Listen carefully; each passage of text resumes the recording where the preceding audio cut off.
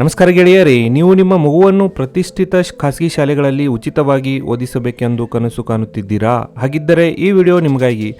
ಕರ್ನಾಟಕ ಸರ್ಕಾರದ RTI ಅಡಿಯಲ್ಲಿ 25% ಉಚಿತ ಒಂದು ಸೀಟ್ಗಳ ಪ್ರವೇಶಾತಿ ಪ್ರಕ್ರಿಯೆ ಈಗ ಪ್ರಾರಂಭವಾಗಿದೆ.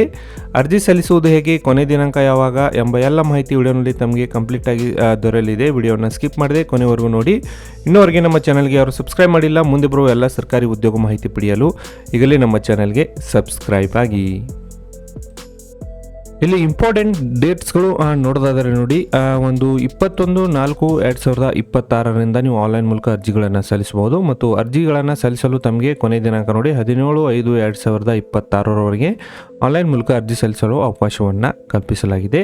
ಇಲ್ಲಿ ಮೊದಲೇ ಹಂತದ ಒಂದು ಲಾಟ್ರಿ ಪ್ರಕ್ರಿಯೆಯಲ್ಲಿ ಒಂದು ರಿಸಲ್ಟ್ಗಳನ್ನು 25 ಮೇ 2026 ಅಫಿಷಿಯಲ್ ವೆಬ್ಸೈಟ್ನಲ್ಲಿ ತಮಗೆ ಇಲ್ಲಿ ಬಿಡುಗಡೆ ಮಾಡಲಾಗುತ್ತೆ. ಅಂದರೆ ರಿಸಲ್ಟ್ ತಮಗೆ 25 ಮೇ 2026 ಸಿಗುತ್ತೆ. ಅರ್ಜಿ ಸಲ್ಲಿಸಲು 17/5/2026 ನಿಮಗೆ ಕಾಲಾವಕಾಶವನ್ನು ಕಲ್ಪಿಸಲಾಗಿದೆ.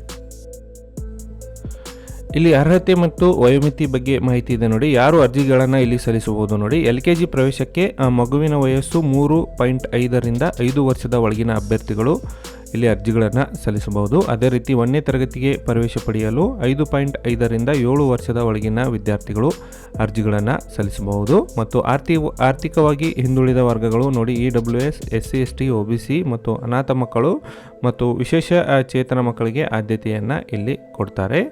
ಮತ್ತು ನಿಮ್ಮ ಮನೆಯಿಂದ 1ರಿಂದ 3 ಕಿಲೋಮೀಟರ್ ವ್ಯಾಪ್ತಿಯಲ್ಲಿ ಬರುವ ಶಾಲೆಗಳಿಗೆ ಮೊದಲ ಆದ್ಯತೆಯನ್ನು ಇಲ್ಲಿ ನೀಡಲಾಗುತ್ತದೆ.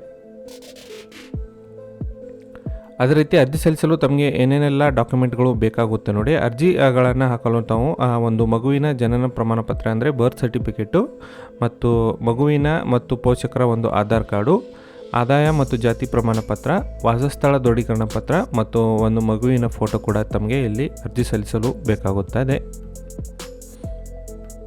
ಅರ್ಜಿ ಸಲ್ಲಿಸಲು ನಾನು ಕೆಳಗಡೆ ಡಿಸ್ಕ್ರಿಪ್ಷನ್ ಬಾಕ್ಸ್ನಲ್ಲಿ ವೆಬ್ಸೈಟ್ ಲಿಂಕ್ ಕೊಟ್ಟಿರ್ತೀನಿ. ಅದೇ ಒಂದು ಲಿಂಕ್ ಮೂಲಕ ನೀವು ಅರ್ಜಿಗಳನ್ನು ಇಲ್ಲಿ ಸಲ್ಲಿಸಬಹುದು.